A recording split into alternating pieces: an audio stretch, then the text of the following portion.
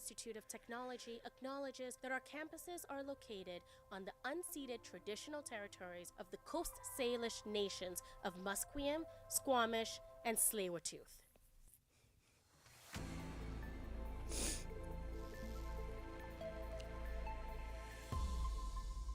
Good morning, dear viewers. My name is Eden Chipperfield, and here is your 11 o'clock sports headline cast. Let's see what's been making headlines in the sports world. Arsenal expect Noni Madueke to miss about 6 to 8 weeks with a knee injury sustained in the 1-1 draw with Manchester City on Sunday. However, the 23-year-old England international is not believed to have suffered an anterior circuit ligament injury. The summer signing from Chelsea was substituted at halftime of the Premier League match with the City and has been undergoing tests to discover the severity of the problem. Arsenal manager Mikel Arteta gave an update on Tuesday about Madueke's condition. Yeah, it looks like he's going to be out for a few weeks. We don't really know yet. Probably we're going to have to scan him next week again. He felt something at the beginning of the match. He tried to carry on, and at halftime was too sore. So let's see.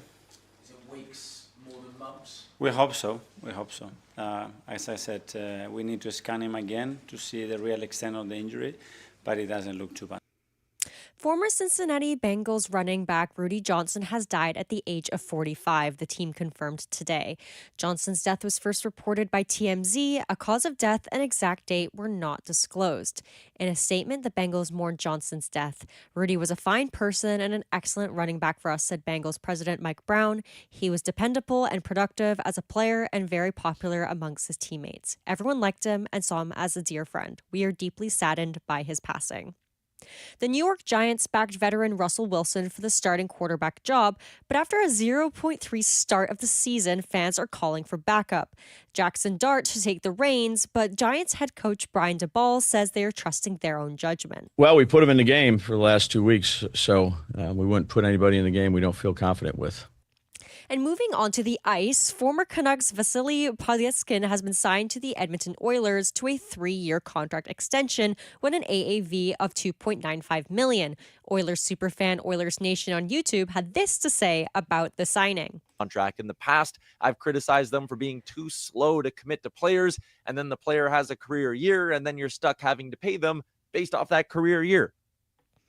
Last season, the CHL USA Prospects Challenge kicked off for the first time, giving fans and NHL scouts a first glance at how the top major junior talents would fare off against the USA National Team Development Program.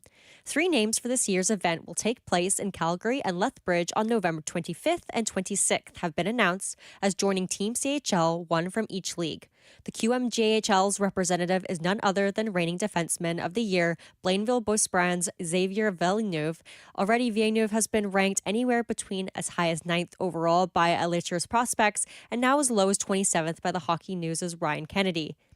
Villeneuve looks potential, a top 10 talent in the draft. However, concerns with his lacking size could see him as slip up come June.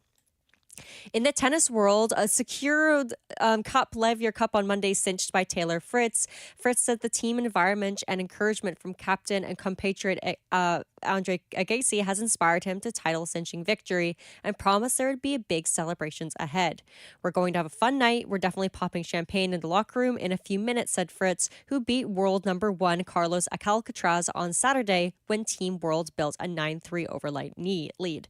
Team captain Andre Agassi had this to say about the win. I mean, they laid their heart on the line. I mean, on paper, a lot of people would have said they didn't see an inroad to pulling this off, but we shocked the world, and we only did it because of them.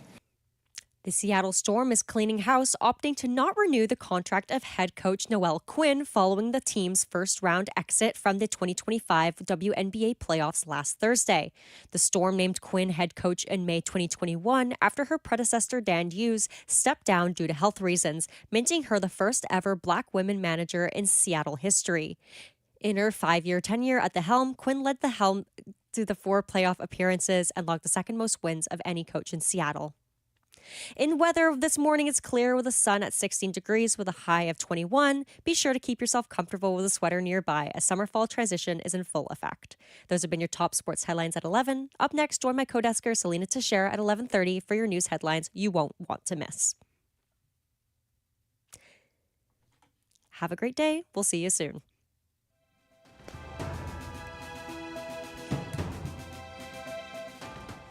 Stay tuned for more on BCIT's 1680.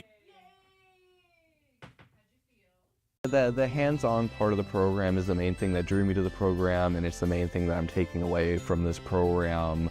There's no experience like just being able to go out and practice and do the work, and been able to do that both here in the newsroom, out on the internships, multiple internships that I've been able to go on, and I think it'll serve me very well.